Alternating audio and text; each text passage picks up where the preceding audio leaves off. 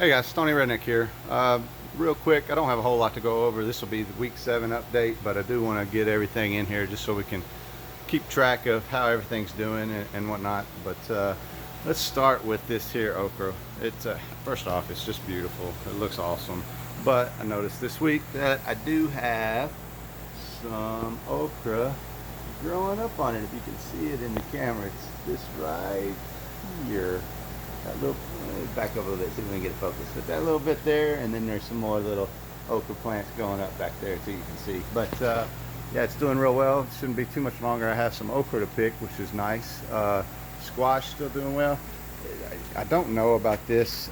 I know online it says when it gets hard, and I mean, it still feels pretty soft to me, so I'm gonna leave it up here, but hopefully that squash is getting close to getting ready to ripen, so I can pull that off and get rid of those vines and start my new vines, because I got this vine's looking good, but I don't know what's going on here. It looks like all the female flowers are dying off. If you look down through here, every one of those is a female flower, but every one of them has died off. So I don't know, and there's a male flower but doing fine, so I don't know if I'm missing something there, or maybe I need to drop some potassium in that grow bed or something just to revitalize it, recharge it. But other than that, got my grapevines. You notice up here it's going down the trellis now, and I got the other one going down the other way. And then these two over here are just now starting to reach the cage I put up.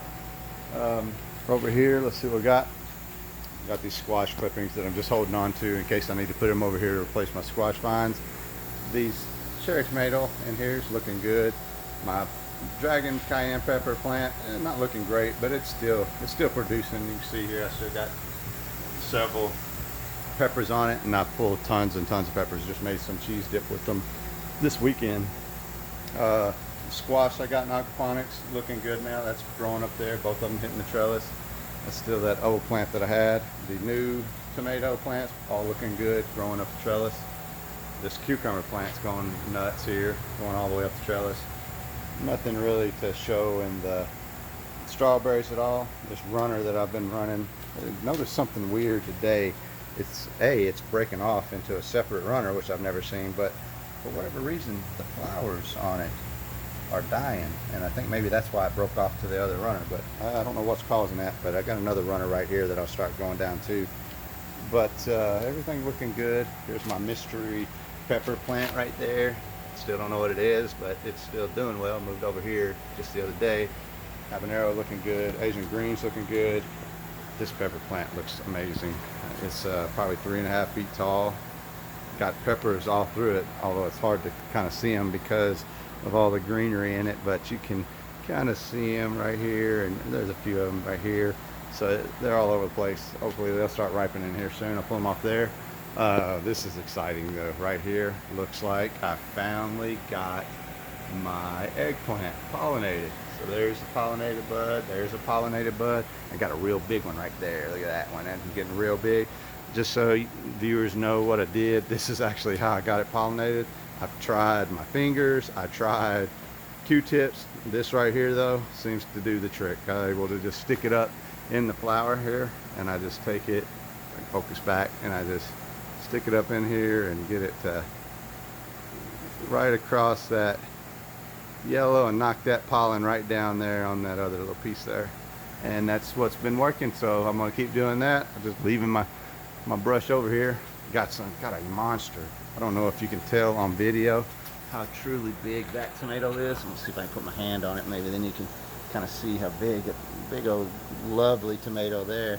Got some others in here ripening up, so you can see in here another big one ripening up there. These tomatoes are delicious, but I have no idea what variety they are to tell anybody, but they're delicious variety, whatever they are. Looking around real quick, these tomatoes doing well. I don't know that I have anything else to show you guys. Oh, I did move.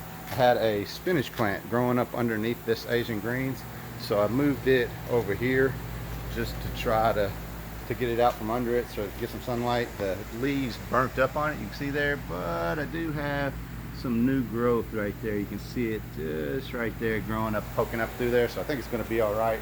My kale starting to look good again. Hopefully it'll be all right. These tomatoes here, they look great too. And the same tomato over here looks great too. And then these are broccoli, carrots, all look good. This is another dragon cayenne pepper plant, which, oh, sorry, no, it isn't. This is actually a jalapeno plant, which is looking good. And then, yeah, this is fighting the battle with this now. It's gotten so crazy. I got hornworms all in here. You can kind of see them where they're eating the leaves. So I've been picking them off here like crazy here recently. Just a little secret trick you can do if you're having problems with hornworms. They're kind of easy to find if you just look for the poop trails. So if you see a poop trail, look around on the leaves underneath and you'll likely find, although this is really tough because there's so much vegetation in this one, but if you look and you follow the poop trails, a lot of times you'll find that hornworm right there by it. But unfortunately I'm not going to be able to find it for the camera. I was hoping I'd find one right there for the camera just to show you guys working, but I don't want to consume the video looking for it, so we'll leave it alone. But yeah, I've been picking a lot of them off of that. I think it's just a matter of them just being so many.